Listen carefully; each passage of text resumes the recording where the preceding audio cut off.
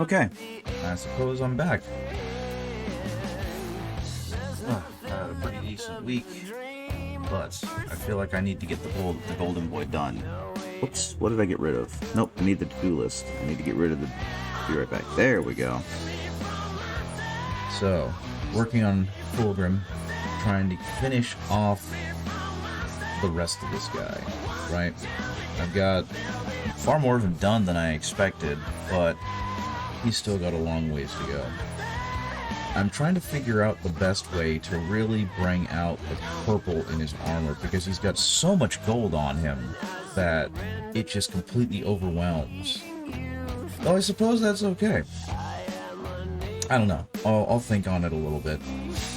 Finish up the gold trim, go back and touch up the purple as necessary, and then maybe get to work on this monster cloak of his. Or maybe I should do his head first. I'm not sure. I'll figure it out. Right now, I need to go ahead and get some paint prepared. Let's see. Shake up and agitate some of this paint. Okay. Add just a little bit of the black paint, because I have no idea how much I'm going to use that. These over in the corner. So we start turning. Oh, I'm thinking about it. I started watching some more videos on non-metallic metals because I am very intent on trying to figure this stuff out. I think things are looking pretty okay, but I would love to improve on my on how my non-metallic metals, my golds in particular, look. And so I was watching a couple videos, and I saw that Don Serrato's makes fairly heavy use of washes as part of it. And it made me realize that maybe I should get some of these, because he uses them for both ground and sky reflections in the metal. And so I went online and I bought a couple of ink washes to hopefully help with that. But then I realized I technically already have like a sepia and a blue wash, even if they aren't ink washes, so I don't really need to buy more. So I think I'm going to go ahead and go back and cancel those orders, and I'll figure something out. Something else, though, that I'm kind of happy about is I've expressed my admiration in Doig & Swift's VPO setup, and I've wanted to try and replicate that, have one of my own, just because I think they're super heckin' neato. But I had no idea what kind of mascot that I was going to make for myself. And since I had plenty of free time this week at work, because the kids were all testing, and doing remarkably well, might I add, I started just kind of sketching out what I'd want it to look like. My wife was also very instrumental in giving me some good ideas. So I now have a rough idea of a VPO that I could do, but I've got to put it in Blender. And so now I've got to go ahead and teach myself that. So let's see. I haven't given some of this the red wash, or the sepia wash, that I'm eventually going to give it. Mainly bits on the chest, the shoulder bits, definitely this emblem, I guess I'll call it, because everything else, if you've noticed, has a slightly orangey tint to it because of the sepia wash. So we'll see how that goes in a second. In the meantime, I guess I just got to get over it and start hitting something, because I'm just kind of scared to do more with this guy. So let's go ahead, water down some brown, get to work on something. I don't know. I honestly don't know what I want to hit. Starting up again is always really concerning for me, because it always feels like I don't know what I want to mess up first, you know? But I guess it's going to be his hand. Unfortunately, still having to deal with the autofocus issues of this camera. I apologize for the jumping in. And actually, you know what? Let's see if I can get it to a fixed focal length so that it ignores some of the stuff in the background.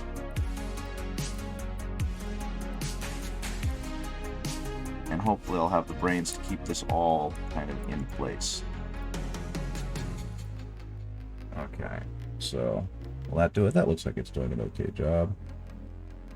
And again, just trying to get some brown on here so that I can eventually work my way up to the gold trim again. He's got so much on him though. Like there's so much gold trim on this guy. I feel like 3D Art Guy really outdid himself with just the incredible amount of gold and potential gold trim that he placed on him. When he renders these, he doesn't bother putting them in color. So he just kind of has them in that one monochrome color that he uses for the modeling, and leaves it at that. And so he's trying not to open himself up to, I guess, copyright strikes or litigation from Games Workshop. So while he might talk about the character a little bit in his Patreon post, he's not going to paint them up to be their color, right? I could be wrong, but that's my general recollection. So, like, he's got his version of Pretty Boy, which he calls Narcissist, all purple, I believe, and that's it. He doesn't have the skin tone painted in, he doesn't have any of the trim painted in, so it's kind of up to the user to decide what color they want the lad to be. And I mean, that makes sense. Again, he's trying to keep himself away from Games Workshop's lawyers. But it's like, my lad, my sir, my dude, my individual, do you not realize how much gold trim you have put on this boy? And I mean, I guess he does, because he made the model. But it is an overwhelming amount of just gold that not Fulgrim has on his Artificer armor. You know what I mean? Which I guess makes sense, because Fulgrim was trying to be the most fabulous of the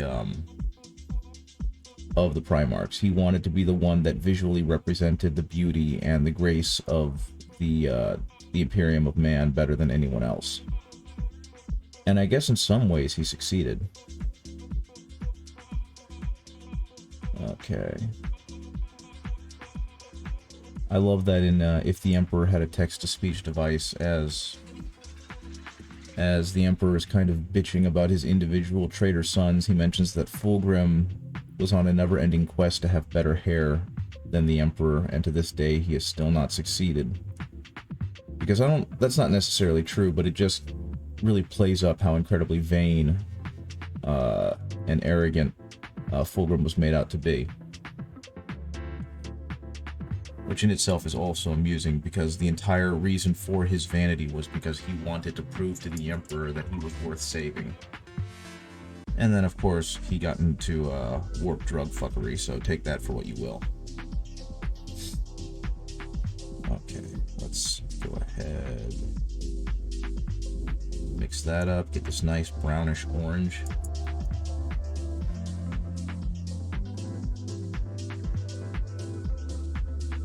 Hopefully not get bombarded with moisture, so this can actually tinge the parts of his equipment that I want it to.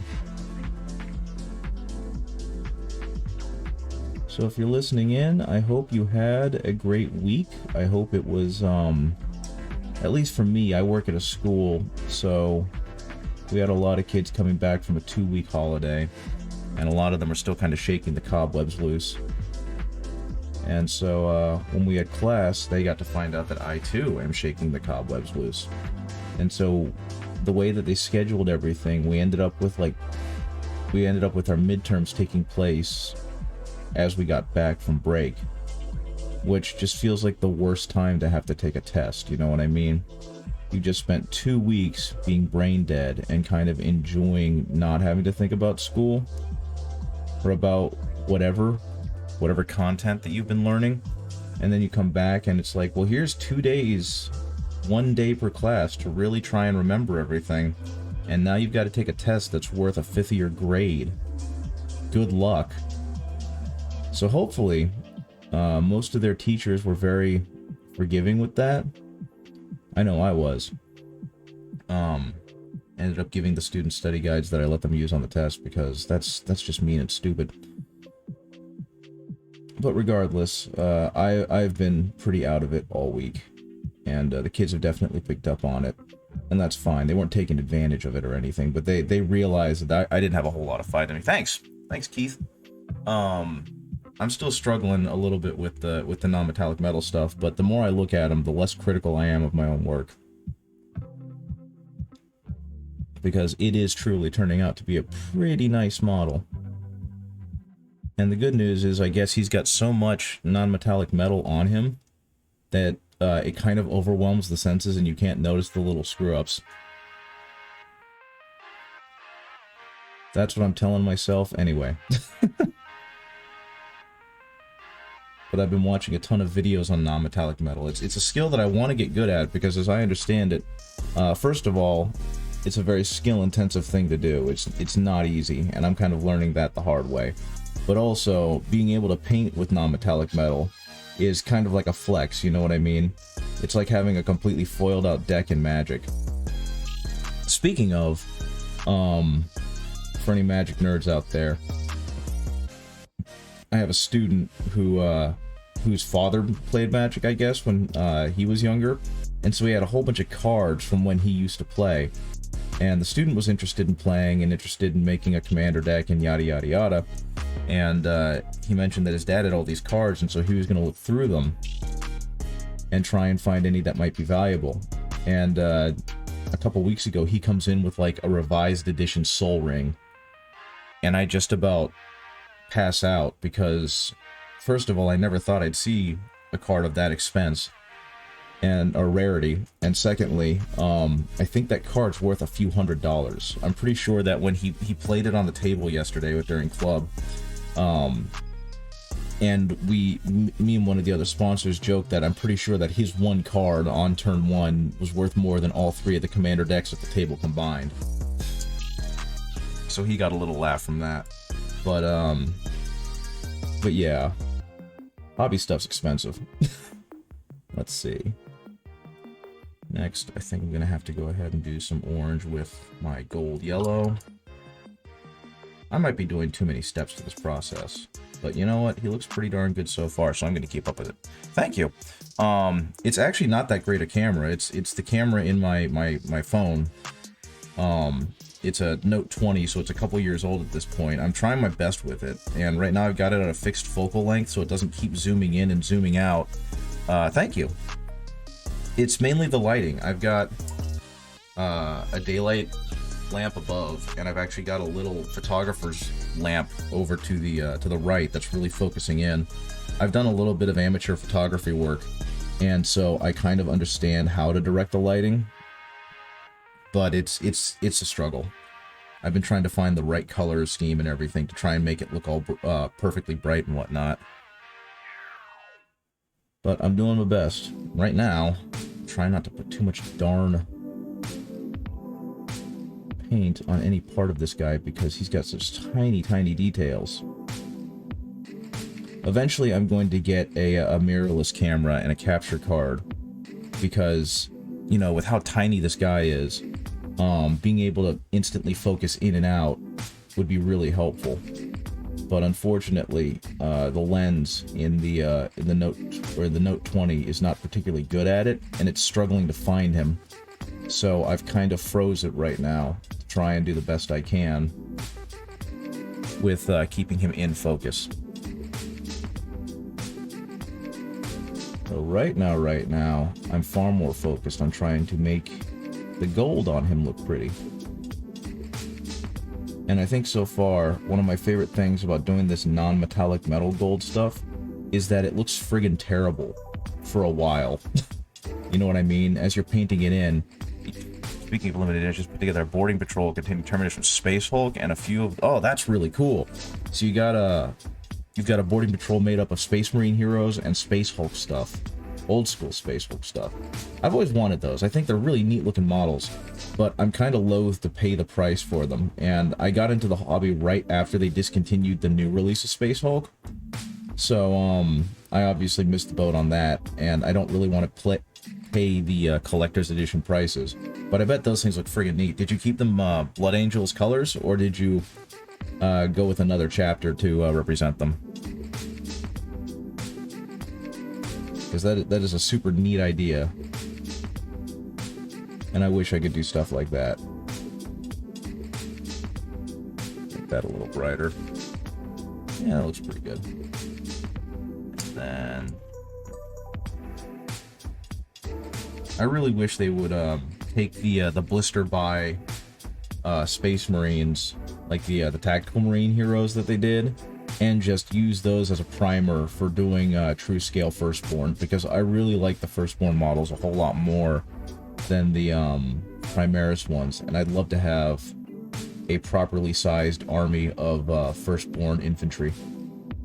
Like, I'm kind of sad that they're eventually going to move over to Primaris Terminators, because it's like, wasn't that the point of Gravis? So you guys made this new armor that's supposed to replace the Terminator armor, and then because people complained, you're now just going to make Primaris Terminators so no one needs to have the regular Terminators anymore. Okay, that's fine, I guess. I mean, it is what it is. They're going to do whatever makes them the most money, but I really wish they just stay, you know, consistent with their marketing. You just opened the box, I was tidying it, you found it in a moving box. Oh man, that's so cool. I love finding old gems like that. When my parents moved closer to me from Northern Virginia, they were going through stuff that they had just kind of stowed away in the attic from the old house, and something they found was a Nintendo cartridge of Battletoads Double Dragon with the dust cover and the the instruction manual. And I was like, wow, first of all, that's cool. I loved that game as a kid, and I'm glad that they found it. But secondly, I'm pretty sure I can get some good money off of eBay with this thing. And I was right, because I think it ended up selling for about 150 bucks. And I used that money to buy a pair of custom-made boxing gloves that I still use today for training. So I think it was a good investment, because I don't have a Nintendo to play that anymore. Okay. See, the gold's already coming through.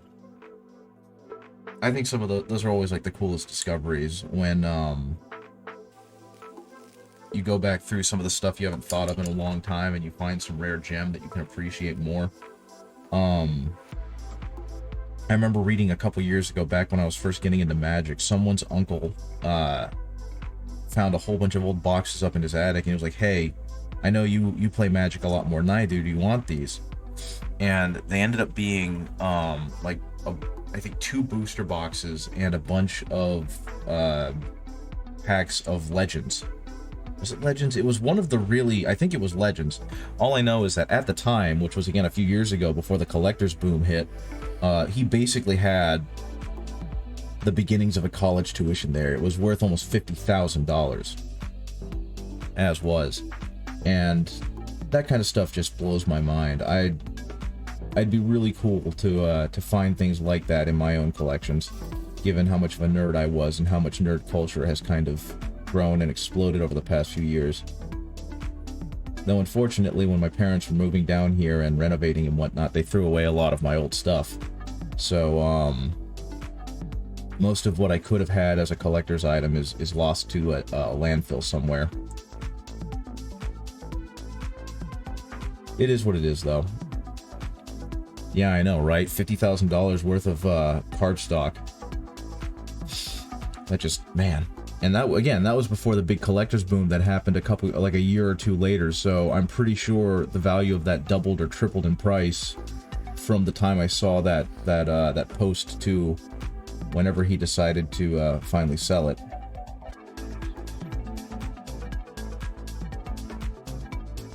I gotta say, something that amazes me about paint. I'm still very, very new to the whole painting thing. I've been learning a lot of color theory and whatnot from my wife, who was an art major in college.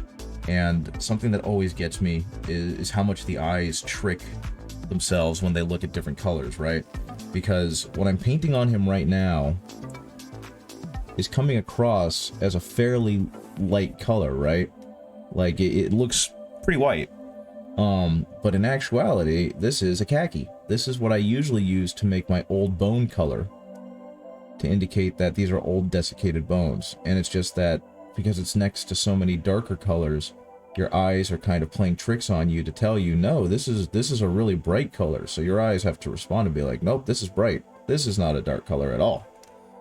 Oh man, I didn't hit that as good as I thought I did.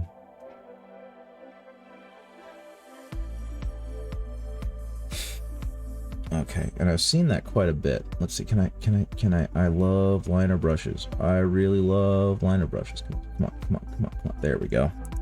I got a load from the original Star Wars. Oh, wow.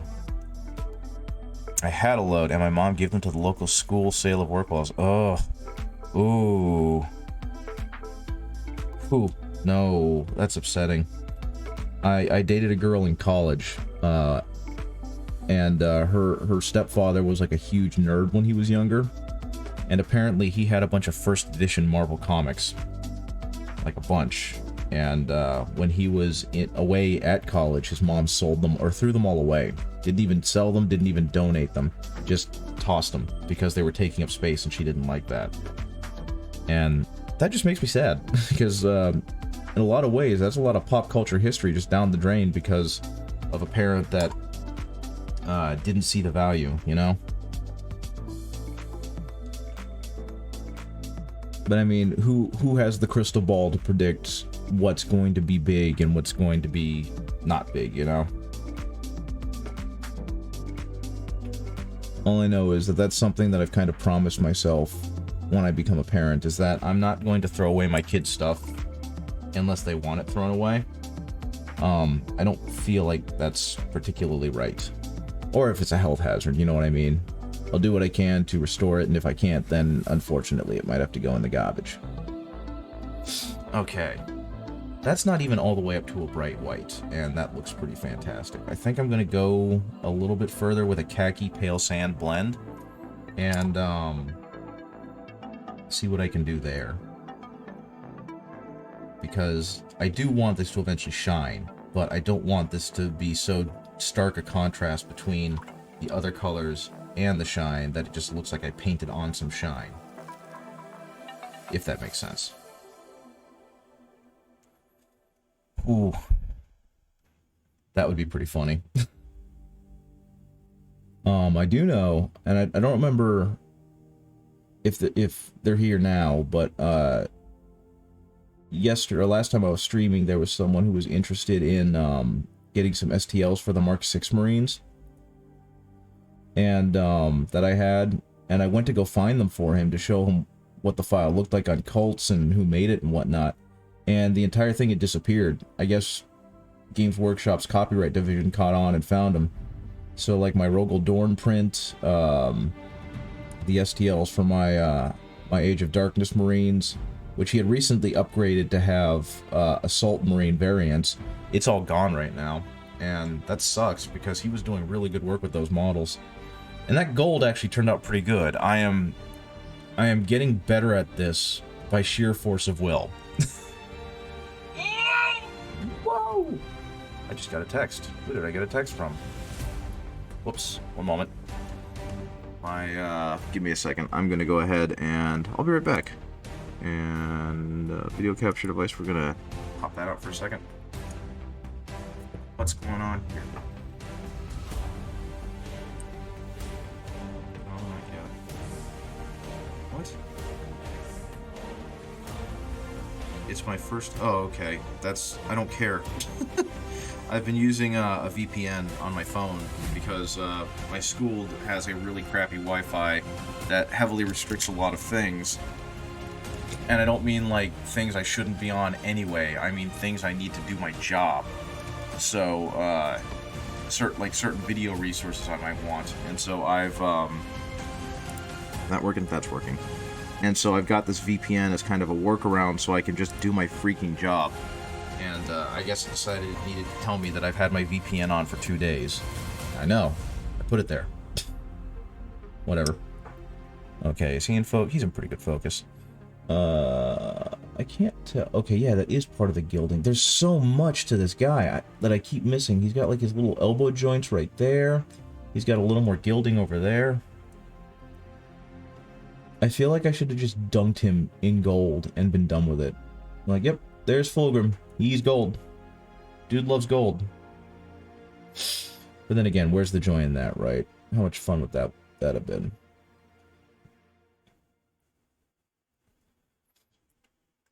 Now, something I have enjoyed, this seems to be really good timing because, Adeptus Ridiculous, who is a YouTube channel that I follow pretty regularly, they finally reached a stretch goal on their Patreon where they were going to go ahead and tell the story of ancient Rylanor. And, if you don't know the story of ancient Rylanor, then you should look up the story of ancient Rylanor. It's one of the greatest pieces of petty vengeance I've ever seen. But, they decided that they can't just do ancient Rylanor. That seems like a disservice to the fans. So they decided they were going to cover Fulgrim and the Emperor's Children first. And so they've released the Fulgrim episode, they've released the Emperor's Children episode. I think the next one is Ancient Rylanor, which I'm very excited about. But something that they talk about is obviously Fulgrim's fall to chaos. And in his case, it was because he stumbled upon a cursed blade that, like, as soon as he found it, it was immediately already calling out to him, which is supposed to be this one right here, the Laren blade. And he doesn't really have a choice. It's like as soon as he sees it, as soon as he's in the same room with it, it's just got such a powerful pull that he can't fight it. And part of that is the Emperor's fault because he does not tell his children about chaos, and so they have no clue about what chaos can do to people. And so he finds it, it corrupts him, he falls to chaos over a slow period of time, yada yada yada. But something they were talking about was that the Lair were a really cool sounding race, and they were wondering if Games Workshop ever did any models for them. And no, they appeared in the first quarter, or the first third of one book, if that much, the first fifth maybe. And then he basically exterminatus the planet because he realizes they can't be left to live, they're a bunch of cult worshipping sickos, etc, etc. But he takes the blade as a trophy, right? And they describe them, they say they're snake-like people with 4 digits, or 4 arms. And it never really hit me that that's exactly what the lust demons are in one-page rules. When they made them, they obviously didn't want them to just be Slaanesh creatures because that strikes too close to copyright. So they ended up kind of making their own race. And I figured, oh, snakes, because snakes are sensual, and there's a serpentine kind of theme to Slaanesh, even with the name. And I'm like, oh, that's neat, that's cool. But then as I'm listening to Bricky and DK talk about it, I realize, oh wait, there's snake people with 4 arms. Who does that sound like? Oh yeah, it sounds like the Lust Demons. So they just took another part of the Lust Demon, or of the Slaanesh Demons' visual themes, and made an army based off of that, which I think is kind of neat. I'm seriously considering, along with the Plague Demons, which are all fungal based, printing an army of those guys and painting them, and printing a Horus Heresy army of both the Emperor's Children and the Death Guard, so that I can have Loyalist White Scars, Loyalist Imperial Fists, and Traitor Emperor's Children and Traitor Death Guard for playing just big ol' Horus Heresy battles. So I might end up doing that at some point, once my painting queue and my printing queue kind of die off. And when I make some room, I've got a couple of armies that I'm trying to sell that I've painted and just have had no interest in playing, but they're just kind of sticking around in my storage. So I need to get rid of them. Oh, goodness. Now, I will say, if anyone is interested in the non-metallic metals, first of all, it takes a lot of practice, so good luck. I'm obviously still learning and still not super comfortable with my ability in doing this. But, you know, you're obviously trying to simulate the look of metal. And metal is strange because it reflects things, and different angles on the metal will clearly create slightly different reflections. And on something this small, I guess it's a little better because you're not going to have to worry about the individual reflections as much. But there's a lot of light and dark play on non-metallic metal, especially with gold.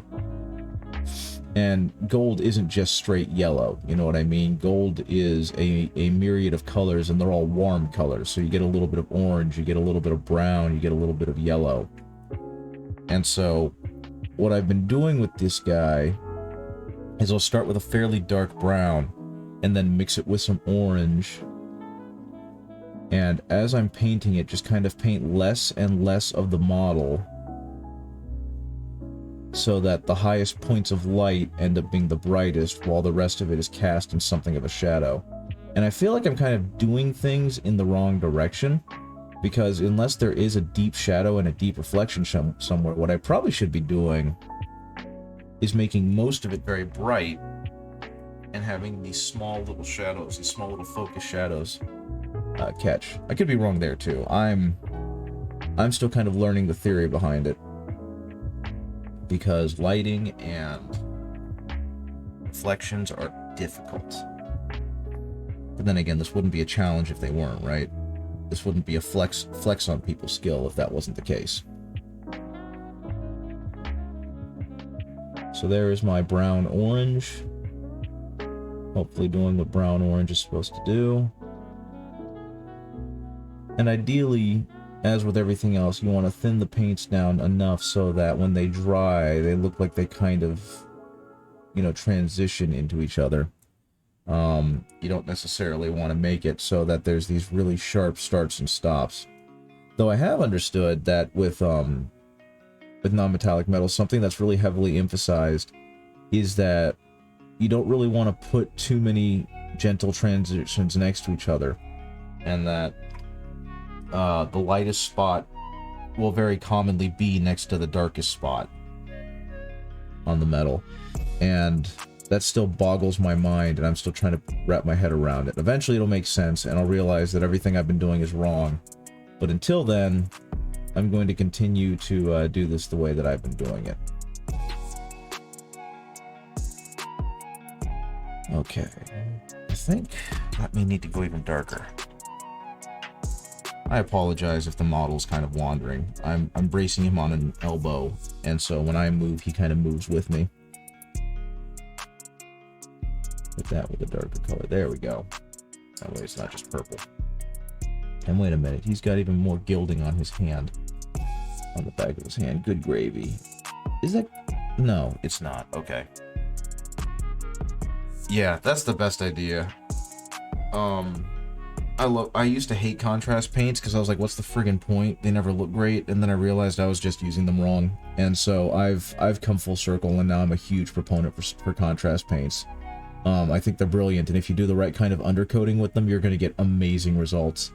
And I think it's just as beautiful a method of painting as any other. And actually, I didn't realize it, but Dana Howell, the YouTuber, she's been doing the contrast paint stuff before contrast paints were really a thing. The slap chop method, she called it value sketching, which is the real artistic term for it. And Zumakito Miniatures talks about it too. Do everything in grayscale first, and figure out where the light and the dark hits the model. Usually from like a light source if you're choosing. Most people choose zenithal. And then use your contrast paints to kind of fill in the blanks. And it's like, that's friggin' genius. But that's essentially what Dana Howell's been doing for a couple years now, even before she started using the quote-unquote slap chop method. Yeah, my big thing with contrast with non-metallic metal has been that you just got to keep doing it. Your first couple of attempts are always going to look bad. It's kind of, I heard Blender's the same way. Like your renders and your models are going to look like shit until they don't. And I feel like that's kind of the same with non-metallic metal. Like, his arm right now doesn't look particularly great. It just looks kind of orangey brown.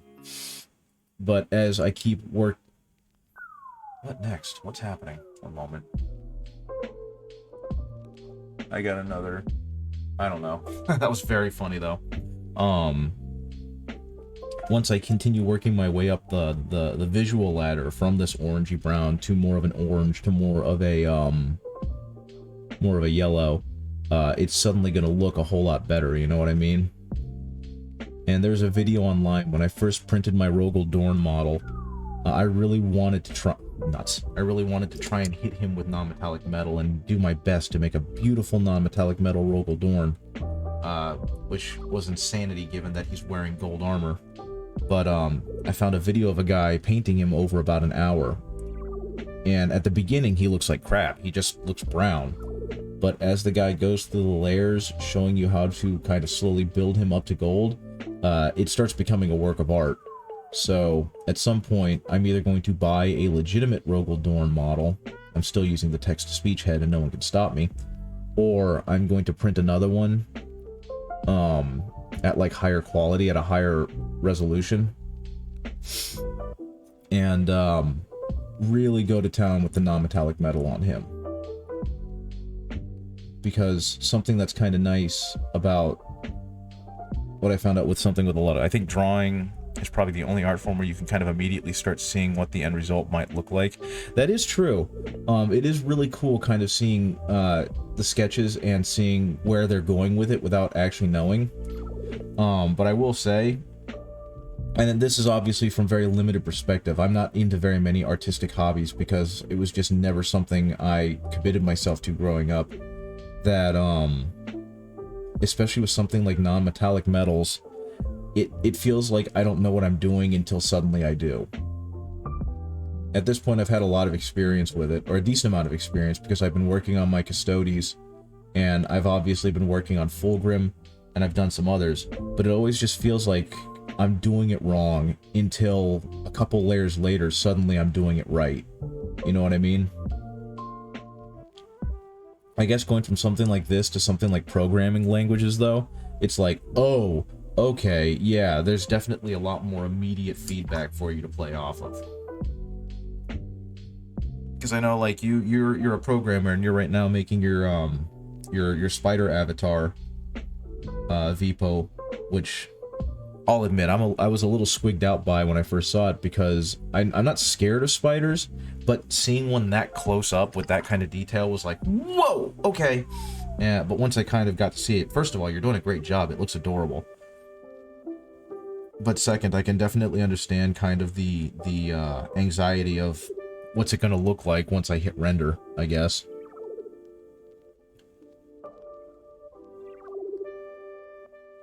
Yes, yes, please. Bright gold. I need all the gold. I love gold. I do not love gold. Actually, one of these days, I'm going to be a complete mad lad, and I'm going to learn how to paint rose gold. Spiders are strange because despite liking them, when one appears, it still makes you jump. I guess that makes sense, though, because unless you're expecting it, you're not expecting it, right? It'd be like if you were chilling at your house and then suddenly there was a dog sitting next to you. No matter how adorable you think dogs are, you're probably still going to jump 10 feet in the air. I know I would, and I love dogs. The difference is they're tiny, so it's a lot easier for them to sneak up on you. I have a love-hate relationship with spiders. I understand their value. I think that up close, certain spiders are adorable. I appreciate a lot about them, but I was raised to be really scared of them. Hey, Kieran. As dogs off the leash, no offense, they keep running at me when I walk past. That's not okay. That's really not okay. In where I live, that's illegal. You have to leash your dogs if they're outside, especially if you don't have a border like that. My dog is incredibly friendly. He barks only because he doesn't understand why there are people outside and he's not out there to talk to them. And so he loves meeting people because in his experience, people are generally nice. He has never met a mean person, right? And so I had him off the leash when I was outside doing like yard work or something, because he was right within visual view. But the post office worker, the postal worker, the mail person was coming around the corner, and he immediately was like, "Oh boy, new person," and ran off to greet him. And I immediately heard a small blunt instrument just in case. That might do it. I will say that if you're going to do that, unless you are very comfortable swinging the dang thing around first, get some practice with it, because your panic reflexes are not going to be as good as your not panic reflexes. And so you want to make sure you can defend yourself adequately when the actual moment arises, not you think you can until the actual moment arises and you find out you can't, right? But yeah, he ran towards the postal worker, who immediately was alarmed because a dog was running at him, and as a postal worker you don't know what that dog is going to do, right? So I hear him being like, "Whoa, whoa, whoa, whoa, whoa," and he starts saying "back off" very loudly. I'm like, "Oh crap." And so I run over and I grab the dog, and he reminds me, "Sir, you got to keep that dog on a leash." And I tell him I'm sorry because I understand why he's so alarmed. And he was like, "Yeah, I was reaching for the bear mace in my bag." And I didn't get mad or anything. I'm like, "How could you bear mace my dog, blah, blah, blah." No, none of that. I understand why he would be willing to bear mace a dog. He does not know whether they are running up to him to say, "Hi, I love you," or "Hi, I want to take a bite out of you." So I don't let my dog run around outside without a leash in.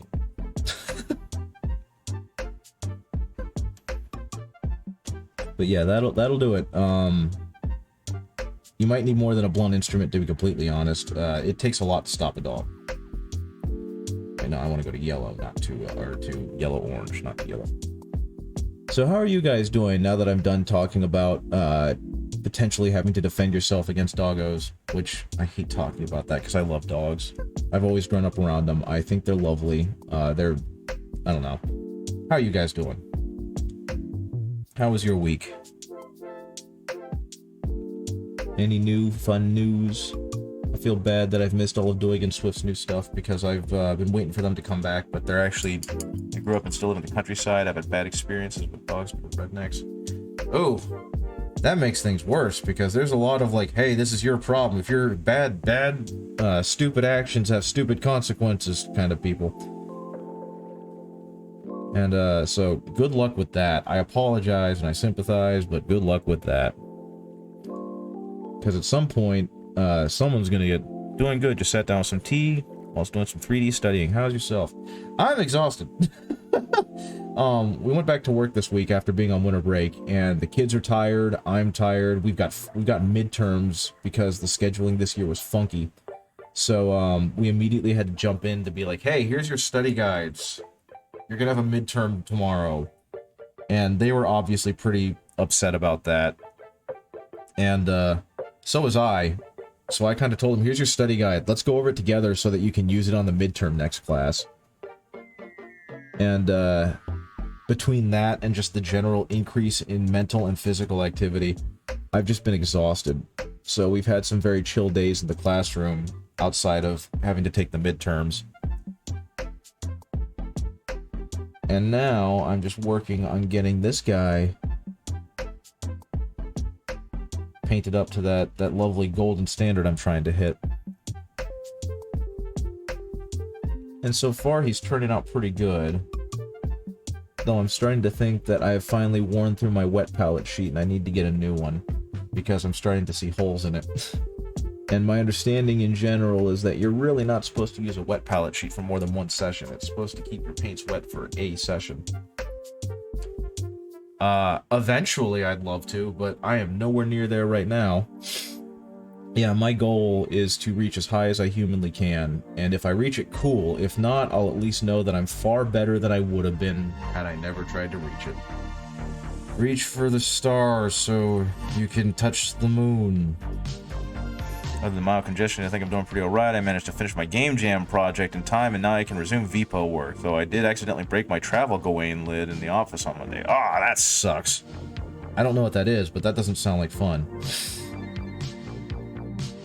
Well, I'm not happy you're dealing with the congestion either. That's been a major problem for me up until I finally got that what the heck are they called? Air purifiers for my bedroom. And for the first time in months, I've finally been able to wake up without my nose exploding. And at least not for a little while. But it's definitely increased my quality of sleep, I think. Or at least when I'm waking up now, it's not with my nose immediately exploding and feeling miserable because of that. There we go. Yeah, the only other news that I have that's kind of fit to print is I had a student who, I think I've mentioned it before, but I found out that he's picked up boxing after school. And he goes to a, I can't remember if I asked if it was possible to repair or replace the lid. Oh. Yeah, you guys were talking about that.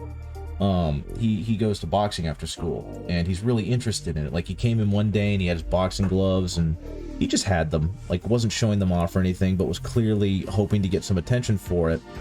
And I was very willing to give him that attention because I've told you guys before, I boxed. And so he found out that I had a coaching certification at some point, and he was really interested and whatnot. So I kept asking him about his training, and we had a conversation, found out that the person training him is doing like an after-school thing to try and keep kids out of trouble and give them some mentorship, which is awesome. And come to find out that it's a guy that used to go to my gym that I trained and worked at, which was also cool. And he's more training them just to keep them active than he is to try and teach them to be, you know, good, skilled boxers. .tm or whatever. And so I brought in a punch shield just to give the kids something to hit when they were bored instead of each other. And so this kid wanted to hit the punch shield, and I was like, okay, sure, go for it. And he's got the enthusiasm, but he wasn't, his technical skills were not very good, so I started telling him some more of the breakdown. And I kept telling him, you know, if coach tells you different, then listen to coach. First of all, he's a former pro and I'm not, so he's got a lot more experience here, and he understands your skill level far better than I do. But secondly, please don't do it this way. You're going to get yourself hurt. And now he's been super interested in getting training from me pretty much every time we have free time. And so before winter break was supposed to happen, I was trying to teach him to not drop his hand when he was returning it from throwing a punch. Because in boxing, that leaves you wide open to a counter punch if they manage to deflect or dodge or whatever. And I told him that when he got back, or the next class, I was going to bring some actual like punch mitts instead of the punch shield, and I was going to let him try that. I know, right? MMA is really cool too. I love MMA, and I love that the skill level for it and the art of it is so similar yet vastly different than boxing because of the added dimension of kicks and grappling. But so I told him I'm bringing these mitts, and they're going to be soft enough that if you don't practice this jab thing, then I'm going to punish you. And so he was like, okay, cool. And he seemed excited because it was the only homework I've given a student in a long time, and it wasn't even school related. It was practice your jab and practice bringing your hand back to your face instead of dropping it to your waist. And so the day before break was supposed to happen, I come in, I've got my I got all my equipment. I even brought him some gloves so that he could hit it with gloves because he was worried about hurting his fists. And come to find out, the kid got himself suspended for like many days. And so I'm a little frustrated. We go to break, we come back, he comes back yesterday. Yesterday. And no? Was it yesterday? Might have been yesterday. Yesterday. And I asked him, what'd you get suspended for? No, I didn't ask him that. I looked it up. It found out for obscene language towards a female administrator. So apparently he he said or did something rude or disgusting to a female administrator and was suspended for it. I was like, you gotta not do that. That's incredibly stupid. What the heck did you do? He said, oh, well, I just didn't want to be there that day. And so he got himself suspended so he could go home. And, he immediately got crap from some of the other students who was like, there are many easier ways to go home, you idiot. You could have just told the nurse you threw up. Because they have to send you home if you throw up. And so he got razzed for it a little bit. But I obviously didn't have the equipment with me. So I'm going to bring it back next class. And he earned himself a couple of hard knocks for being so foolish. I ain't going to hit him hard. But if he drops his hand, he's going... Now, see, that's the thing. First of all, welcome, Luckhopper. Nice to see you. But by and large, he's a smart kid. Like, he's smart enough that he can passively pay attention in class while playing something like Roblox on his computer. And still, A, get all the work done, and B, have full comprehension of what's going on. But yeah, that was really doofy on his part. And so, when I come back, I think his midterm is going to be... Oh, it was on Friday.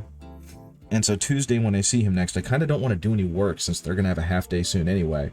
So, I'm going to go ahead and bring the mitts and everything back. And I'm going to go ahead and test his jab. And if he drops his hand, I'm going to, slap the heck out of him. I'm going to make him realize why he needs to keep his hand up after he jab. Because otherwise, he's going to be cross-eyed for a little while. But that's okay. I'm not actually going to hit him. I've gotten good enough fist control, or punch control, that I can just kind of place my hand on their face. And make them feel real foolish that they just got someone putting their hand on their face. And that'll be fun.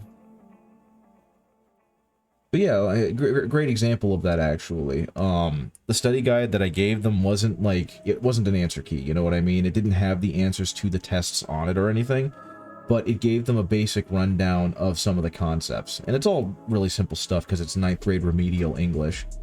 And he obviously wasn't there for the review, so he didn't get any of the explanations. And I gave him a filled out copy of the study guide, so he wasn't at a disadvantage.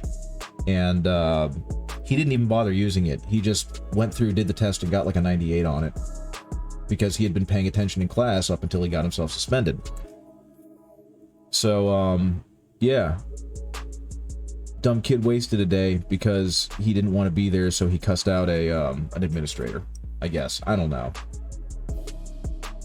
Hopefully he doesn't do it again. I think it's funny that he would rather... The Taekwondo, one of the punch drills was like... thigh to the was to go from like your thigh to the opponent's face. Interesting. I think I understand.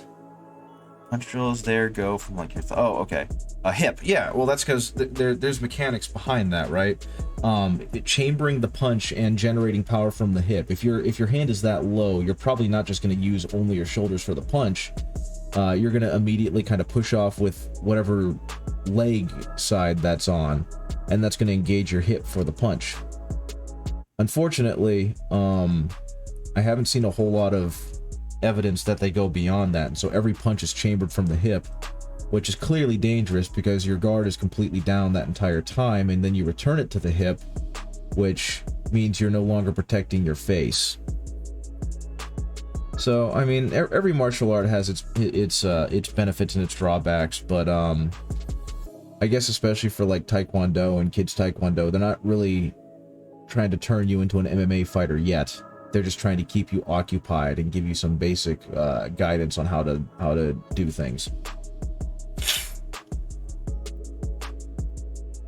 Okay, God, these shoulders are so detailed. He's got a sad face on his arm, on his head, on his shoulder. There's a word I can use. Okay. Taekwondo is one of the ones that don't work within their own rules. To some extent, yeah, because you know they're all, a lot of them nowadays are based off of the Olympic rule sets. But I think with a lot of traditional martial arts, because of just how they're taught, they're very kind of narrow and restrictive. And I took Taekwondo when I was a kid too, and I think once you get to the higher ranks, that's when they start being like, okay, here are some adaptive things you can do in case you find yourself in these situations or whatever. And it's because they're trying to market themselves as, you know, exercise first and martial arts self-defense second, especially since for kids especially, they're trying to appeal to moms and parents who want their kids to be active, right? They're not trying to teach these kids how to fight each other, really fight each other, because then that would look too much like you're training kids to pit fight. And I don't think anyone wants to walk by and see a bunch of kids with bloody noses kicking the crap out of each other. As funny as that would be. So they've really got to specifically tailor their instruction and curriculum to be kid friendly. But then there's also that thing where a lot of them are trained in a very traditionalist style and they don't really need to improve.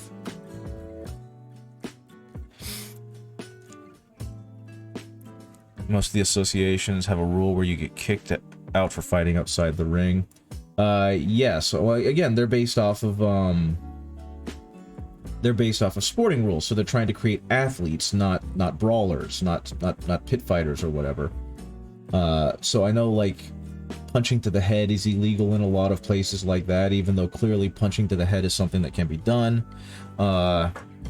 There's certain ways that you're allowed to kick and whatnot. So it's all based on fairly stringent rule sets. And I mean, at the very least, there's live sparring. So even though you're wearing protective equipment and the like, you still are actively practicing your craft against a non-compliant opponent. I took Aikido for many years, which is a Japanese joint locking semi-grappling martial art. And it's the same thing that Steven Seagal does, which is not a great endorsement. But because of the relative danger of most of the techniques, we don't ever really practice against a resisting non-compliant opponent, right, or target. Generally, everything is very static, where they like go for a proffered wrist or shoulder or whatever, and then you perform your technique off of that. And it leads to these very staged, very awkward-looking setups that no one in their right mind would ever actually do in real life. But if you were to try and use it on a resisting opponent, first of all, it'd be a lot more difficult, obviously. But secondly, it would lead to a much higher chance of actively dislocating limbs, because unlike an MMA submission, or like a Kimura lock, for example, you can't really just slowly torque it in until they tap. At that full resistance speed, you've kind of got to lock it in and lock and pop it, and then when you do, you're probably going to lock and pop their shoulder or their wrist joint, and unless they're really good at taking break falls already, they're going to dislocate something. So Aikido has to be real careful because of that, but unfortunately it leads to this reliance on low percentage, high risk grappling moves, and it gives a lot of people a false sense of confidence that they can actively perform these on people who have not trained in Aikido. SCA heavy combat or more yeah, I've done that. I didn't use heavy sticks when I did it. I wasn't doing SCA. I was doing straight up medieval reenactment, because the person I trained under was stationed in Germany, and in the town he was stationed, they had these tournaments, and he learned how to fight with like proper steel. It was obviously not sharpened, but it was proper steel. And so he came from that persuasion. He tried to do SCA and found it too restrictive. And I'm not trying to say that, oh, he was hardcore. It was just that was his method of teaching. It also meant that his teaching was a lot less refined. It feels like it, doesn't it? His teaching was a lot less refined, and he had a very simplistic instruction base that was easy to learn. And then he didn't really get beyond that. He didn't teach you how to fight from the bind. He didn't care about any of the Lichtenauer style of teaching, and the German schools or the French schools or anything like that. It's really neat. One of Soft Servo, actually, the gentleman who I did the slap chop for the Skitari for, he did a lot more scholarly research on the swordsmanship stuff, and so he's actually pretty good at it, and he bought a lot more of the sporting equipment for it. It's really cool, and the fighting style is very different than like movie cinematography, you know what I mean? Movie cinematography has been much more recently what's called flinning. UK is more, yeah, the UK and UK and Germany both have tremendous opportunity to learn this stuff because most of the scholarly pursuit of it came from those areas. I mean, like I said, one of the manuals that they found was called the Lichtenauer Manual, and I apologize if I'm slaughtering that pronunciation. I do not speak German, but it was by a man named Lichtenauer who put his stuff in formal writing, and so he was kind of the source of our modern understanding of medieval fencing. And so he has stuff on how to use like the long knife. He has stuff on how to use the long sword and the short sword. He has Kampfringen, which I believe is wrestling. So how to grapple out of the bind and all sorts of things. There's actually a fairly rich culture of swordsmanship that was kind of lost once guns became a thing. But they do have some really neat stuff about that. And if you know where to look, you can find some cool schools that teach it. There was actually one up near Fairfax in Northern Virginia, where I'm from, that was like an entire school built towards teaching this stuff. And it was like a big, not auditorium, but you know what I mean? Yeah, SCA has very restrictive rules because SCA, originally, as I understand it, was more about just kind of having fun. It stands for the Society of Creative Anachronism, so they were less about being historically authentic and more about having fun with it. I don't know where they are now because it's been over 10 years since I last looked at it.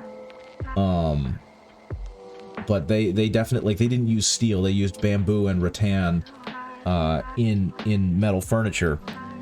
Yeah, exactly. But there are some crazy videos in like Poland and in Eastern Europe of people in full armor and having like full-on tournaments of anywhere between 1v1 up to 5v5. A few instances just like the Zweihander and how crowd control's reach is possible. Exactly, right? Like I said, this was all stuff I used to do. I got really good with a Grossmesser, which is, you know, long. It's basically, it's like an oversized Bowie knife.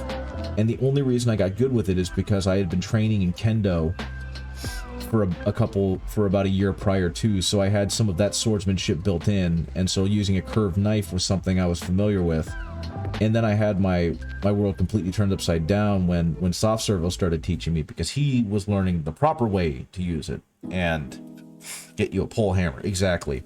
If you have a spear, you have control of distance, and if you know how to use the spear well, you are suddenly a very dangerous person. My actual favorite weapon when I was learning this stuff was a poleaxe.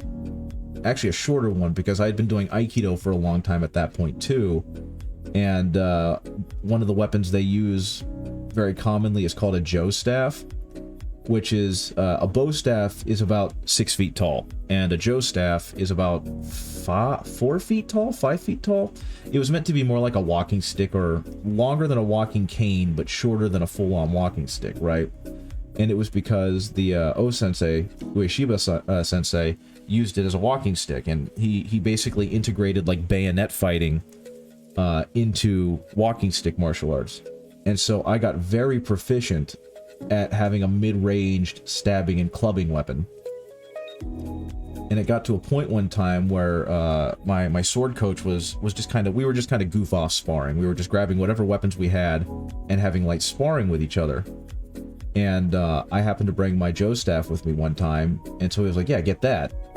And I got it, and I started messing with him, and even though he had sword and shield, oh, the Pudao, yeah. The Pudao is very cool, the horse chopping hammer. They also have what's called the Guandao, which is a little bit better known because it's the iconic weapon of Guan Yu, one of the patron saints.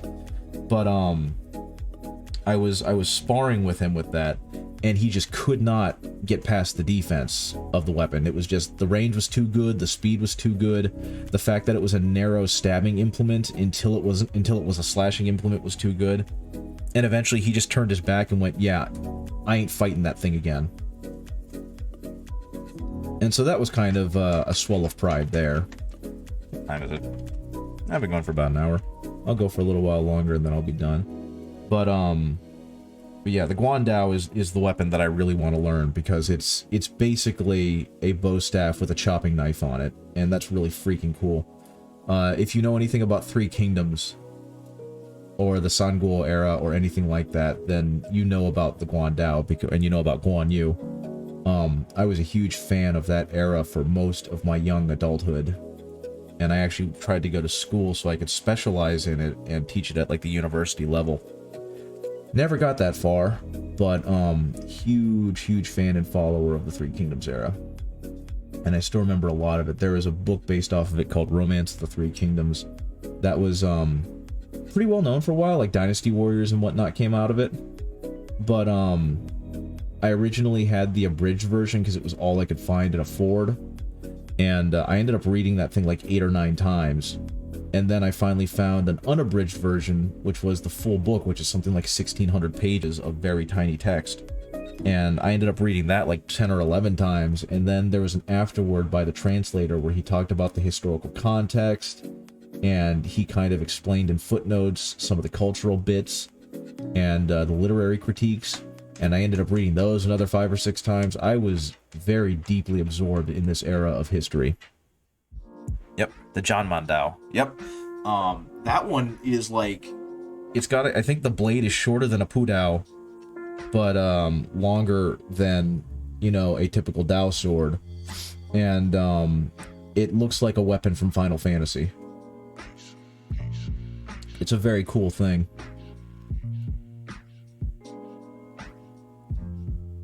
Yeah, like the chain glaives and whatnot that are used in Warhammer. Yeah, 150 centimeter plus for the blade. Yeah, exactly. The fun thing about those for me is that when we think of like the horse butchering sword, we think, oh my god, that's horrifying. And yes, first of all, but generally those swords were not really used for like beheading horses or cutting through horses. They were typically used to take them out at the knee so that they could de-saddle the rider. Which I think is a very crazy way to think about it, but like, you know, if you're cavalry and you your horse gets knocked out from under you and then ends up tumbling on top of you, you're not going to be very useful for very long. Yeah, I know, the knees and legs in general on horses are a weak spot. I remember reading a little while ago, it was, because I follow the subreddits, they had on an Explain Like I'm 5, why do we typically put down horses if they've had a leg injury? And the general answer is that, first of all, the leg is, they're never going to let it heal. Like, they have the urge to walk on it, they're never going to not try and do that. And if you try and keep them off the leg by like putting them in a harness, then their other legs are now not getting exercise, and so everything's going to atrophy, and then they're going to try and walk on it again, and they're not going to be able to rehab it properly, and so they're going to probably, the risk of re-injury is really high. It's just, the horse is going to do more damage to itself afterwards than you could potentially you know, do treating it. So it really is just better to put the animal out of its misery. Which is sad to say, because I'm a big softie. As much as I like Warhammer, the actual act of killing and murder and violence and whatnot makes me very upset. Yeah, there's that too. Why am I lecturing this to you? You live in the countryside. You know more about this crap than I do.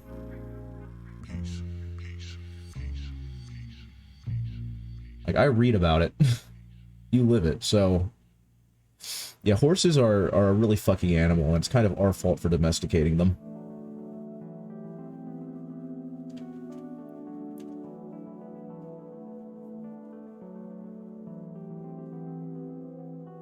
I know I've said it before, but this cheap-ass liner brush has really been carrying my work for a while now.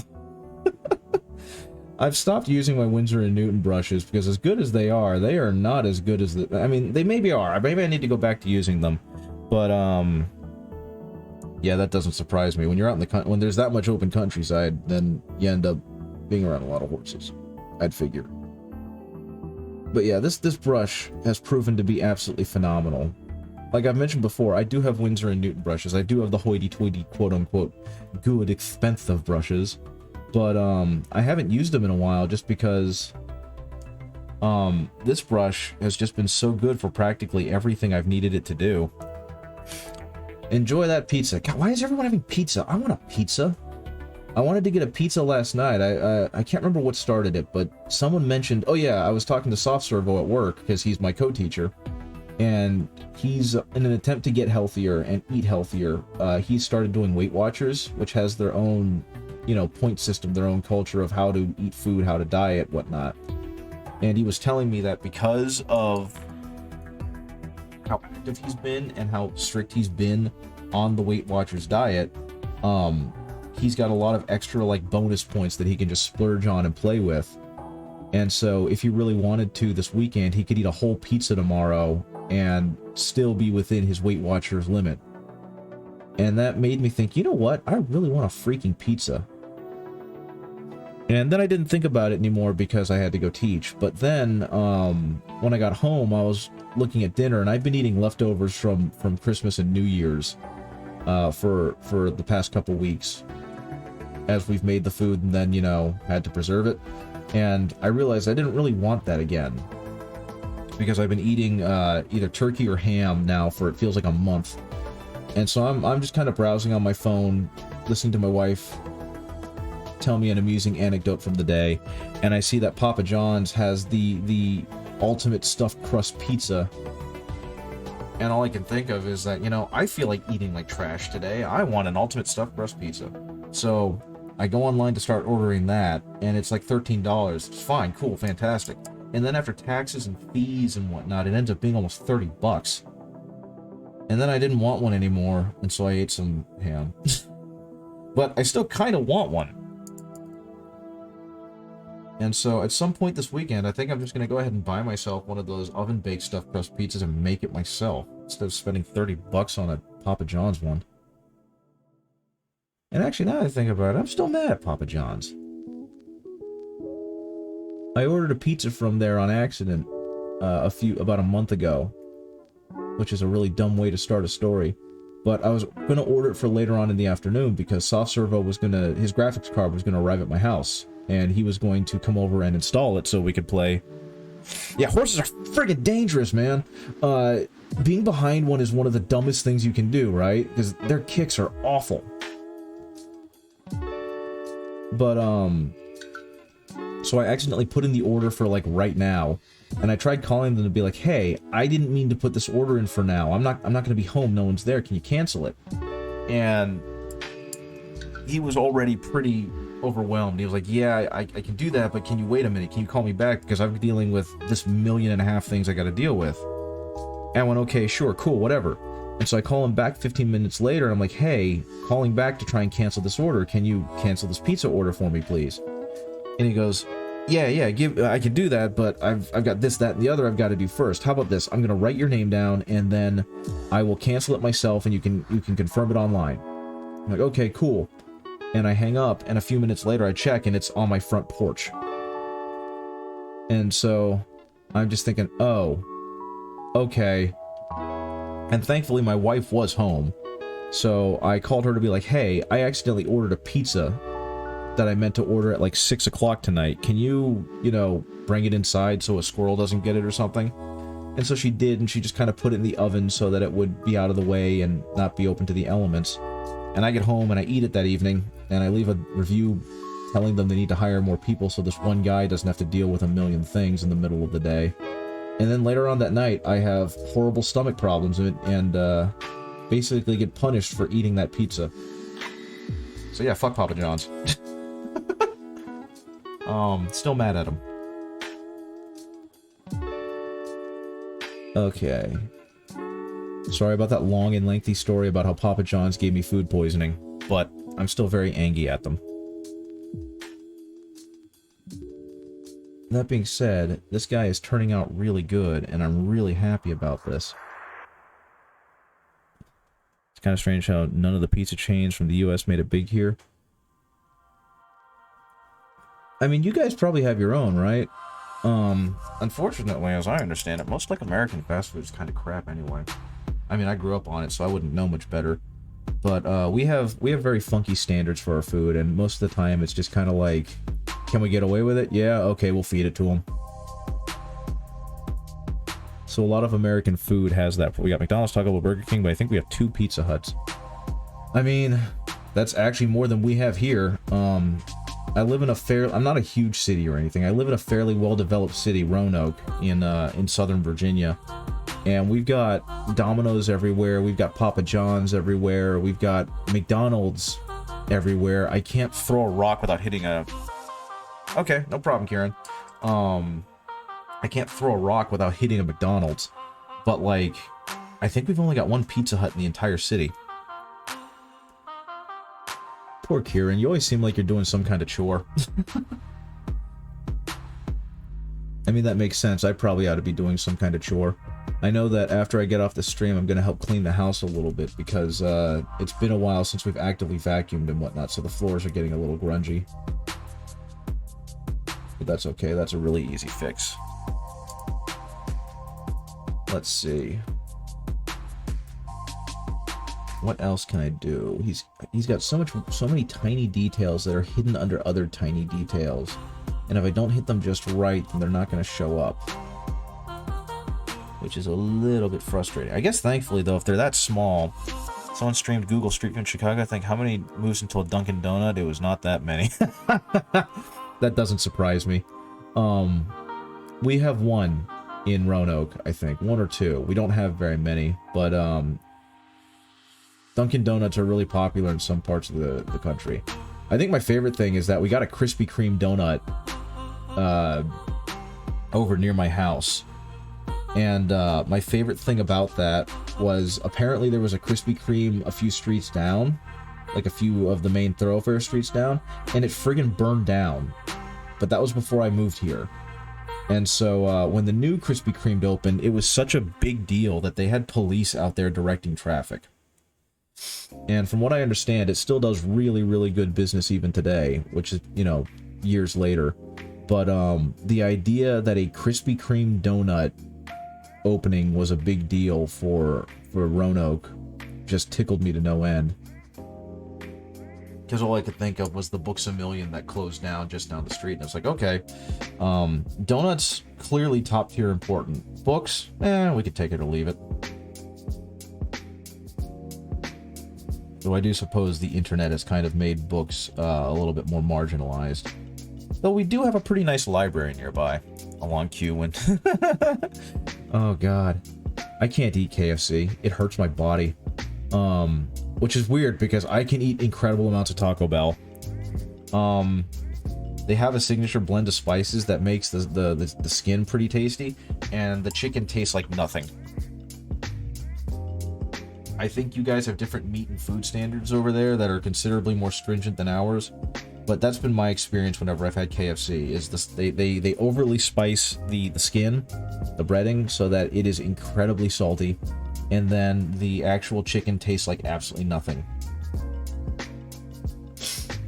Speaking of, I had a great moment of racism happen to me at a Popeyes, which is another chicken restaurant. It's more Cajun based, so the chicken tends to be spicier, and their sides tend to be spicier. And again, I know, not a great segue, but my girlfriend at the time, now wife, was it? No, that wasn't it. That was a previous relationship. I'm sorry. She had never had Popeyes before. And so I was excited because the Popeyes up where I used to live was really good. I thought it was. And so we went and got Popeyes, and they're kind of waiting over at like one of the tables, and I'm standing at the desk waiting for the counter, waiting for the food. And the guy comes up with the food, and he sees me, and as he's handing me like the tray with the food, he looks at me dead in the eye and he goes, "Chinese?" And at first I'm kind of dumbfounded. So I look back at him, and in my brain I immediately go, "No, Popeyes." But what he was asking was my ethnicity, I think, because I am Korean, and in Southern Virginia there's not a whole lot of us. So I think he was just interested in what ethnicity I was, and he was taking a stab at it and guessing that I was Chinese. But yeah, it was the strangest 2-word or 3-word interaction I've had with a person in a long time. Because he didn't say anything else. He didn't call for my name. He didn't say the order out loud. He just took a look at me and decided that the first thing he needed to say was Chinese with a questioning tone. Okay, go have fun with that.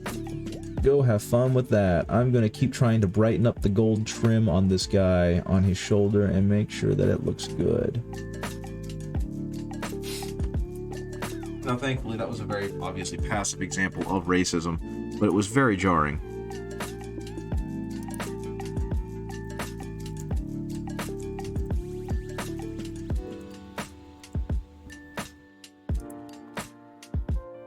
Okay. This man is so gold it blinds me. Whoa, now that I think about it, he is so gold it blinds me because I'm done painting the gold on him. This excites me. Okay. So what that does mean is I can knock him over. Clearly, knocking him over is the best thing I can do. No, but what this does mean is that... Oh wait, maybe I should paint... Nah, I can paint that later. I think I'm gonna go ahead and paint the furniture on his gun gold as well. I was originally gonna paint it silver, but I feel like Fulgrim would be very, very sad if I gave him a silver trim weapon. So I think this man is going to have gold trim on his stupid gun. On his weird flintlock bolt gun. I don't remember. It's been a while since I've read a Fulgrim-related book, and I do not recall if he had a flintlock or like some artificer-type gun. I just know, of course, like everything else in the man's armory, it is incredibly overwrought and overdone, because it gotta be pretty.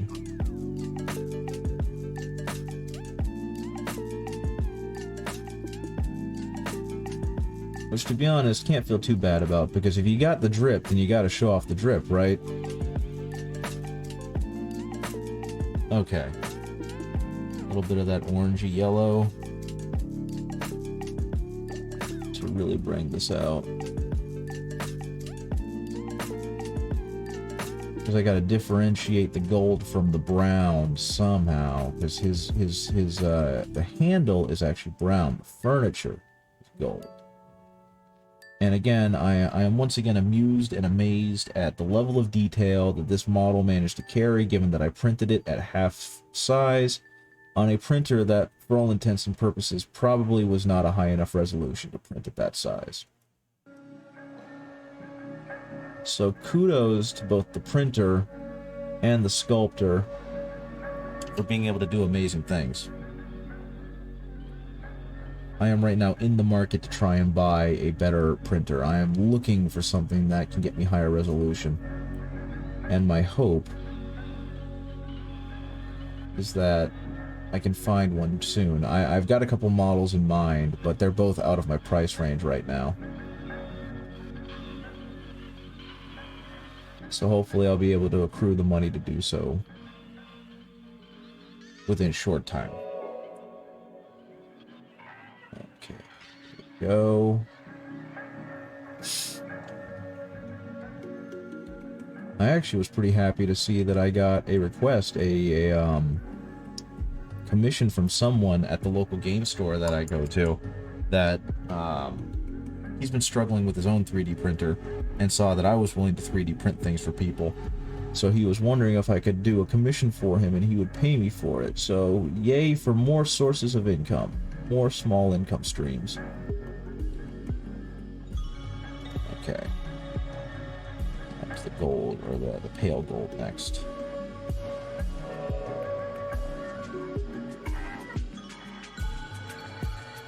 Okay, I'll go ahead and hit that again. Hopefully this will read as appropriately gold. There we go. Then into the bone color, I guess.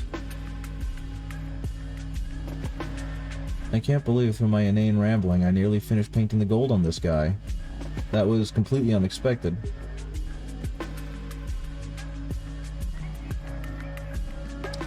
Oh, and maybe a little brighter. Unfortunately, this is so tiny that I really can't edge highlight it. Maybe if instead of throwing it all together in a mad rush because I was excited that the model was done printing, I had taken a second and painted some of this guy in sub-assemblies, this would not be the issue.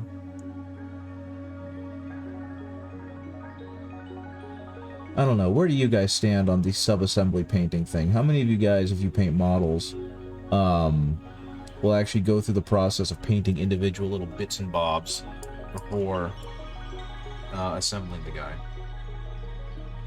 I'm gonna go ahead and clean up my palette a little bit. There's a lot of extra paint on here.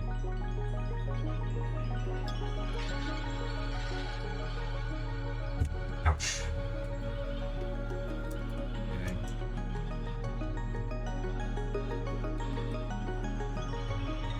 At some point, I've got to replace this paper. This paper is starting to get itself a little worn down. I used to paint everything before assembling when I was much younger. I don't have the patience for that. Yeah, that's how I started too. I made a very fatal mistake when I first started doing this, is that I was like, I want to make everything super detailed and make sure everything gets painted. And I started with Tau. So like my first set of Fire Warriors, I painted every limb. I painted and primed and painted every limb before I put it together. And it just bogged me down. And it made me not like painting them. And then, I think the first model I ever got was a broadside. And I painted each component individually on that thing too. And that was a colossal mistake because 90% of that model covers itself up. And so I had spent hours, days painting a model that you couldn't see most of. And the model was an okay paint job, I guess. Trying to start out with white to make him white and gold was not the best idea because those are both hard colors to paint. But to top everything off, my buddy kept telling me how important a wash was to really elevate a model. So I was like, okay, well, I'm going to try and put a wash on it. And the only wash I had at the time was a brown wash. And so I covered my white model with brown wash. And then I got really sad when I saw how disgusting it made him look. And so now I don't like that model anymore. I still love the actual model because, you know, it's robot carrying big gun. But it definitely doesn't make me as happy as it used to.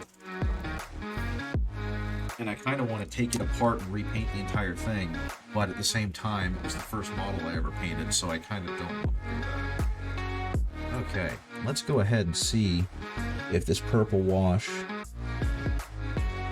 will really help bring the purple back out in Sir Fulgrim's armor.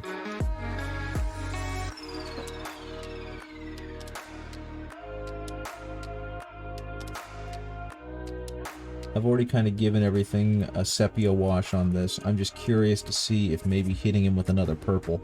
Now the suggestion actually is to hit the bottom parts with a green-blue ink wash so that it shows a reflection of like the ground and the darker aspects of the ground.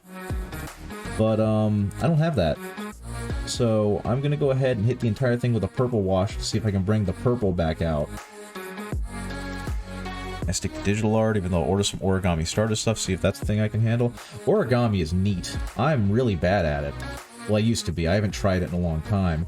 But when I was still up in Northern Virginia, trying to find a job and whatnot, I started working at a preschool, and that meant that I would get home at like 2 and then have a ton of free time because it was only a half day's work. And I didn't know what else to do with myself because I wasn't into things like Warhammer very much, and I'd never painted minis before. I was too scared to. So I didn't actually really know of it as a hobby yet. So I got into papercraft. And so I started printing and putting together a whole lot of little things. And I think I ended up doing a really big job for the students, because again, preschool. And it was around winter when I did this, so I printed out a lot of like little things for them, and origami things. Like I think I made origami jumping frogs and little birds and this, that, and the other. And I brought them in and they got to choose from them. And that's the last real paper crafty thing I remember doing. And then I kind of fell out of it because I started hanging out with friends again. And then I got a job down in Roanoke. Okay. Is this going to give the right color? But papercraft is cool. I remember that was the first time I ever saw an STL. Because there were some things there that were like, it's an STL file, so you can't really use it to make a papercraft. And at the time I didn't really understand the difference, so I downloaded them anyways. One of the things I downloaded, which might bring you guys some alarm, was a 3D printable gun. Because I think it was called the Liberator. And I was a lot more conservative then than I am now, and I was a lot more on, like, the guns don't kill people, stupid people kill people, you know, side of the argument. And so I was very interested in things that preserve gun rights, which were things like 3D printed guns. And so I think I still have the Liberator file somewhere, but I have, like, zero interest in printing the dang thing anymore. And at the time, it wasn't like I was some crazed gun nut or anything. I owned 4 that I treated with a hefty dose of respect. So, it wasn't just a strong desire to own gun. It was more of that, like, mindset of you know, the libs are gonna take your guns because they don't understand your guns. And I've kind of fallen out of that mindset as I've gotten a little older, but that's neither here nor there. Okay, I don't know if this purple wash is actually helping or harming. I suppose I'll see a little later as it dries. But I'm not mad at it. I'm just really afraid of, like, the purple coloring on him getting lost amidst all of the sepia and all of the gold. So I'm gonna hit everything with this slightly purple color tone and hope that it blends nicely. The looty guns? No, I have not. I've fallen out of the hobby. It's been too long. I don't really have anyone to go and shoot with. I don't want to spend money on the ammo. That money has gone to, like, Magic the Gathering and Warhammer stuff. I haven't been much into firearms and knowledge of firearms more recently. It's just too expensive. I've got too many other stupid things that my brain wants to get the happy juice from. Goodness gracious. I think one of the things that really did it in for me was that there was a shooting at an elementary school many years ago. I don't even remember which. Sandy Hook. That was it. It was Sandy Hook. Because Stoneman Douglas was the high school. I'm sad that in America I have to differentiate like that. But there was the one at Sandy Hook. And at the time I was working at a preschool. So I got home that day from working with a bunch of 4-year-olds to find out that someone had opened fire on a bunch of 8-year-olds. And it was like, okay, I don't want to have anything to do with these anymore. And that's what helped really distance me from the hobby. Easy to make guns that in protest of British gun laws in the 70s, 80s. That wouldn't surprise me. I've seen a whole bunch of stuff like that. I've seen people make what they call obresed Mosin Nagants, where they trim the barrel way down so it's essentially a handgun that will blow off your wrist if you don't hold onto it properly. There's a lot of crazy stuff like that. But yeah, I'm not very much into firearms anymore. I still have mine. They haven't been shot since I moved down here. No, I take that back. I went to the shooting range once with my father, who is a former Marine. But beyond that, I haven't had a whole lot of interest in messing around with them. And I'm kind of sad that it took kids close to the age of the kids I was teaching dying to really make me kind of be like, maybe this isn't such a good idea. Maybe we should be a little bit more cautious about who we hand these out to. But I really don't want to get too much into the politics on a stream about painting, so I'm not going to. Those are just my personal opinions. If you don't agree with me, that's fine.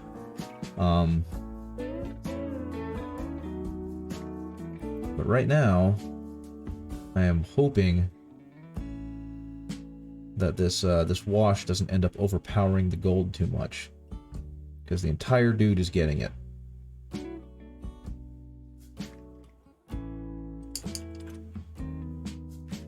Yeah.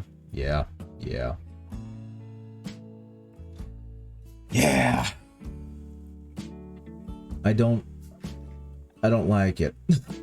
I don't like it. That's where I'm gonna end that. I don't like it. I don't like it. It makes me sad. Okay. I can't wait to paint Fulgrim's face. I really can't. He's such a neat looking model. Let's see how badly me purpling up his shoulder Aquila is gonna do him. Because what I think is gonna happen. What I think is gonna happen here is I'm going to hit the entire thing, kind of like an underspray overspray. Thank you, the Hawk Legend. Good to see you. Welcome to my stream. I am flailing frantically as I try and make this a non-metallic metal. This is a great model from someone named 3D Art Guy. They have a Patreon. I really suggest you go and support them if you want to get some of these really cool looking prints that they have. But right now, I am trying to get the metal to look a little better by having both a light and a dark on it. Something I saw was that a person who was showing how to do non-metallic metal, they hit the bottom parts of the sculpt with like a blue-green, which I don't have, so I'm using a purple because his armor is purple, and I'm going to hit the top parts with more of a sepia to show like the reflected sunlight. So that's all going to happen. Yeah, gold and purple looks great. As someone who went to James Madison University, which is purple and gold, and who works at a school who uses purple and gold, I'm pretty fond of the colorway. But yeah, in his case, Emperor's Children, it's supposed to be Fulgrim from Warhammer. I'm gonna go ahead and hit him with a hairdryer to make the wash dry a little quicker, and then we're gonna go back over all this with a sepia tone. Wait a second. I'll rub my wet palette because I need it to dry out on me. Okay.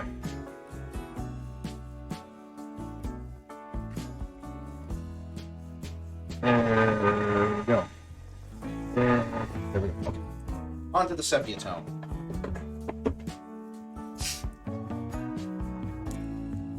Now, I'm clearly not going for competition ready, but I'm definitely trying to paint him to the best of my ability. And my understanding is that generally, you don't actually want to use washes on pieces because you can't really control the washes as well as you could if you just manually put in the shadows yourself. So I'm kind of fighting that right now. But like I said, I'm not trying to go for a competition piece. I'm just trying to paint him up as best I can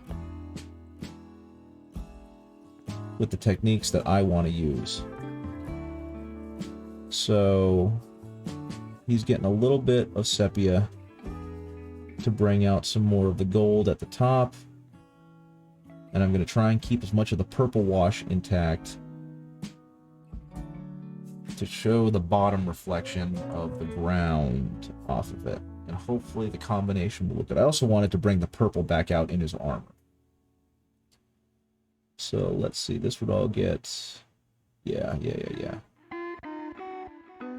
You're going to get a sepia wash because you're way too, like, green. I don't know how the heck that happened.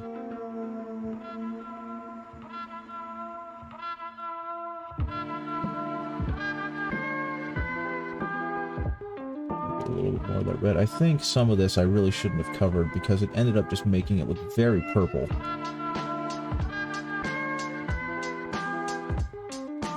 Like some of this I should have just left white, you know what I mean?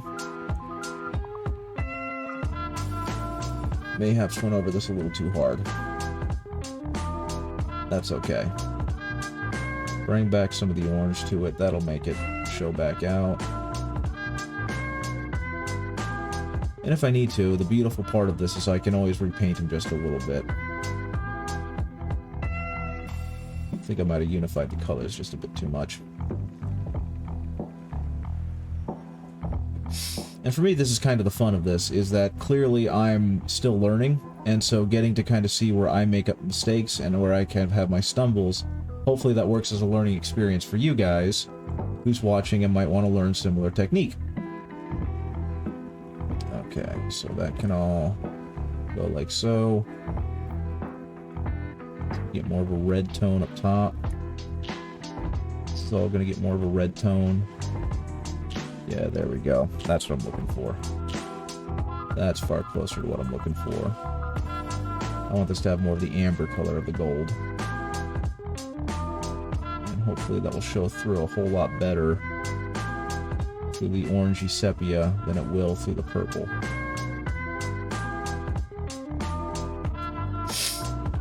Yeah, I think I should have tried to stay away from as many gold spots as I could. It's kind of forcing it to blend all together, which is not quite what I want.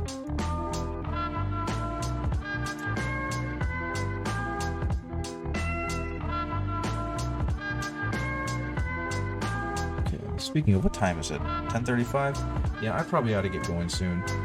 I think I've done all the damage I can do to this guy. Okay, there we go. There we go. Yep, I think...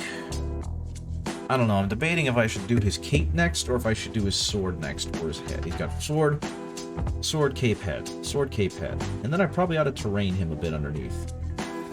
Oh, I actually pinned him down. Okay. I don't know. I'll figure it out. I really like this model. I think he's really neat looking. There he is, right there. I think I might have gone a little bit too hard with the purple wash, because it's starting to really dull down the gold. So I think I might have to go back and hit him with a little bit of a highlight, which is going to be fine. I'm not too worried about it, but it definitely kind of muted a lot of the colors. Either way, I think I'm going to go ahead and head out. I've spent enough time on this. So thank you for joining me, guys. Hope you have a great rest of the day, and I will see you later. Bye-bye.